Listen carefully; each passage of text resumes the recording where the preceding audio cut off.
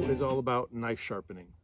I know that sharpening can be an opinionated topic. A lot of people feel very strongly that their way is the best. And just understand here that if you're happy with how you're sharpening your knife, then that's great. Keep on doing what you're doing.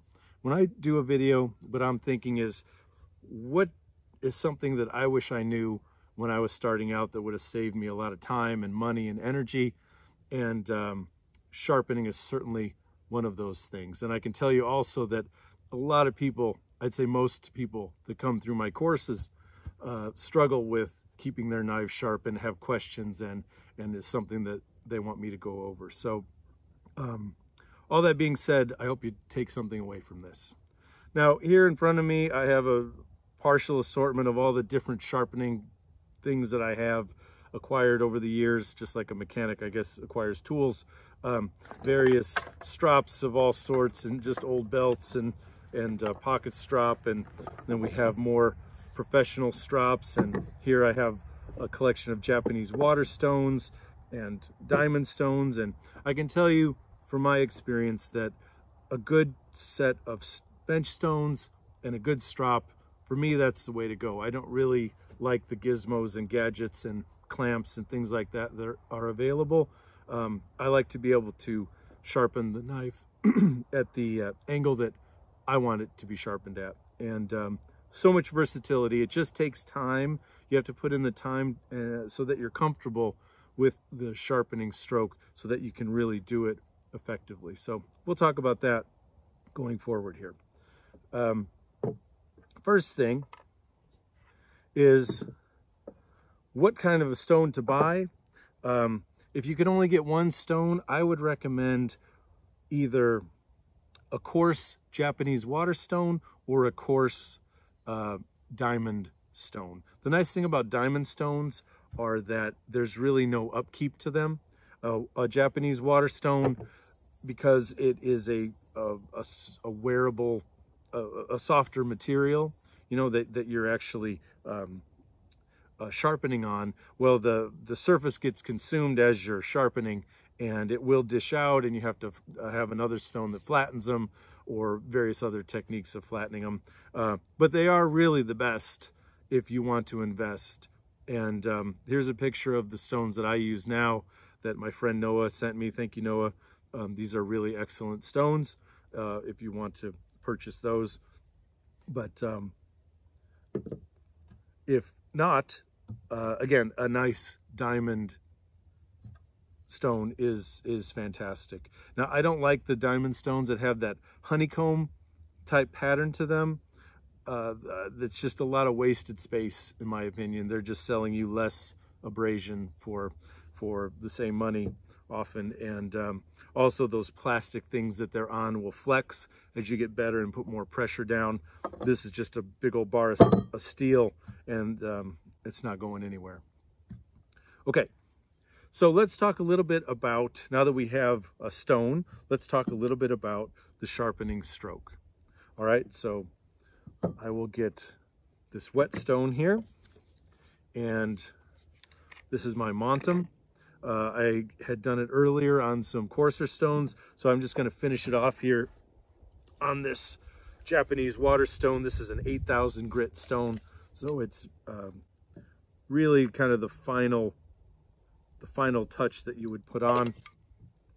This is called a Nagura stone, and a Nagura stone you use with Japanese water stones, and it gets the surface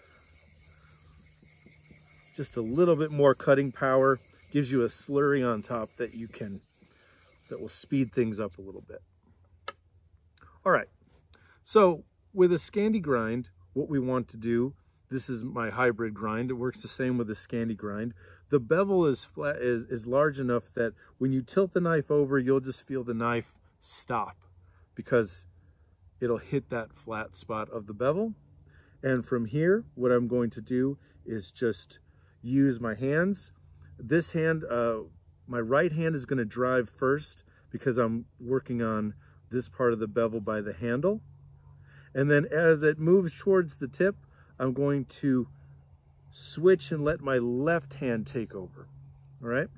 So starts here, I feel my right hand, now it shifts over to my left. All right, like that. And I feel like I'm rolling the knife into the stone a little bit. There's forward pressure. I don't want the knife to fall back on the shoulder of the bevel here. What I want to do is really obviously sharpen the edge and not this back shoulder of the bevel. So I'm pushing it forward till I feel it hit the stone, and then forward like that. When I come back, some people will switch hands. I don't. I just keep it in my right hand and I come back towards me. Same idea. I'm driving with my right hand, then as I get closer to the tip here, my left hand takes over. So I can feel the knife gliding over the stone the way I want it to. All right. Now, in my book, I talk about sharpening. That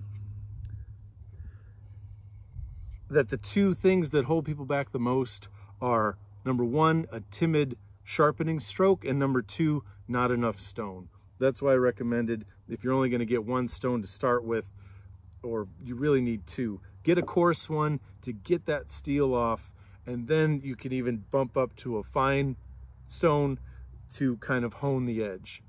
But a lot of folks will start with a fine. That's not something I see a lot in my courses when people are struggling. Is I'll ask them, first question is, what kind of stone do you have?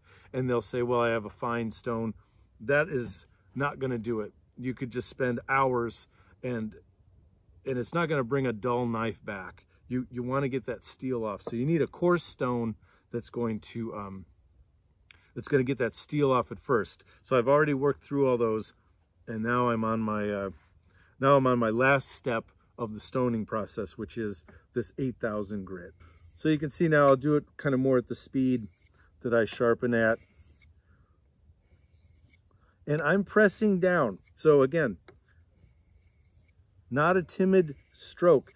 I'm really pushing down into that stone. I'm acting almost like I want to slice a little piece off of the stone. And this, again, comes with practice. And I totally understand not wanting to just jump in with your brand new high dollar bushcraft knife and just go for it on a coarse stone. Because yeah, you know, you can goof it up a little bit or scratch it up a little bit or do things, and that's going to keep you from experimenting and learning. So buy just a cheap Mora or something like that, and do your practice on that so you can get that feel and start getting that that consistency in your sharpening stroke, and then you can move on to your more expensive knives once you kind of have a feel for it. All right, so that is how you sharpen a that's the Scandi grind method. So this knife is not a Scandi grind. It's just a flat grind. So it has a primary grind and then a secondary little tiny bevel there. This knife actually lives in this vest. I love this vest from Lester River Bushcraft. Jason makes incredible stuff. And throughout my vest here, I basically have a survival kit worth of stuff in here. So it's just kind of like a grab and go item. Highly recommend you check out his stuff, because this is a fantastic piece of kit. But anyway, so this knife lives in here. I use it a lot, and it needs to be tuned up a bit. Secondary bevel, well, I don't have that big flat bevel that I can just go thunk and it's going to tell me what to do. So I'm going to tell the knife where I want it to be sharpened at, right? You just remember, you're in control. You are in control of this. So what I'm going to do is I'm going to say, well, you know what? I want it to sharpen right there. So that's how I want the knife to cut. So that's what I'm going to do. And I'm going to take that across the stone. I'm going to do it exactly the same way. It's just that this requires consistency on my part. I can't feel the bevel. It's just me knowing where I want this to cut and having done this a lot.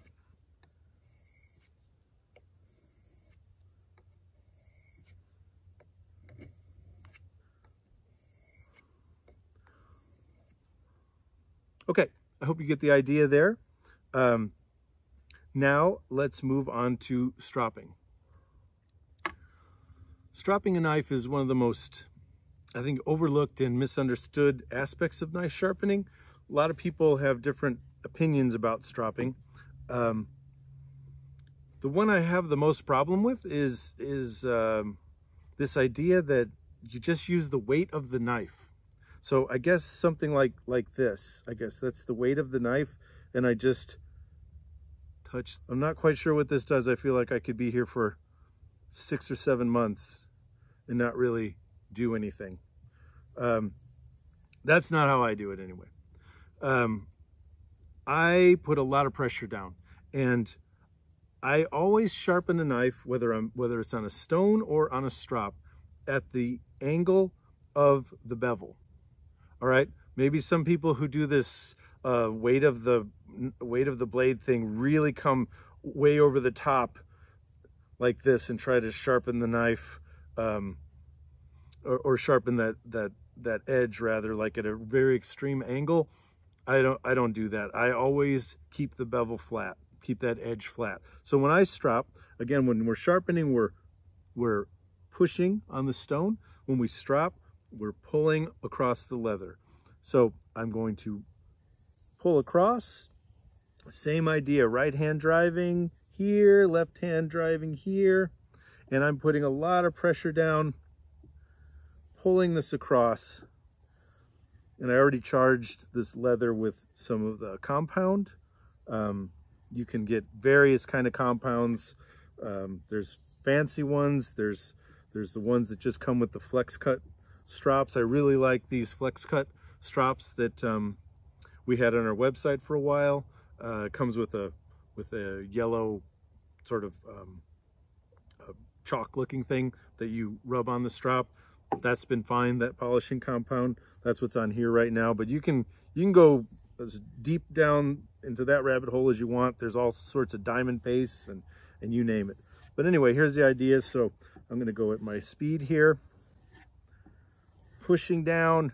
Again, I'm right on the bevel, never more than the bevel of the blade itself. And this really finishes off your edge. And often, if you do this when your knife feels a little dull, you will be able to skip the stoning process, or at least prolong it for a very long time. So when I feel like my knife just isn't really, just not really cutting or not really gripping the way it should, I go to the strop to get it back. Same idea with the secondary bevel, nothing different, right? Pulling across,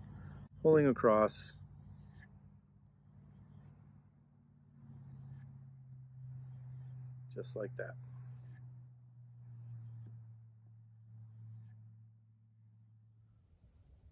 Now, earlier I said you need to make the knife cut at the angle you want, and you may be asking, well, how do I know what angle that is? What I want you to do is to just take a piece of scrap wood, something that has a hard 90-degree edge is ideal for this. And basically you put your knife on that edge and you say, you know what? I would like it to carve here. And that is your edge angle. So if that's where you want your knife to carve, then this is the angle that you're going to put it on the stone. All right, with a Bushcraft knife that already has a Scandi grind on it, well, that's going to be predetermined for you, and hopefully the maker did a proper job and put the right edge on there. I guess you can always modify that a little. It takes a little bit more work. But anyway, with a knife with the secondary bevel, that's all you have to do. All right, and then you're just going to translate that edge angle onto the stone, and off you go. I guess that does it for today. Wait a minute, what's this? How'd this get here? It's my book, 21st Century Bushcraft. Lots of good info in here available on our website. Really appreciate the support that you all have given me with that endeavor. And if you have any questions, write them in the comments below. I'll be happy to answer them as best I can through text. And thanks again. To learn more about our products, courses, and videos, please visit us at bushcraftnorthwest.com.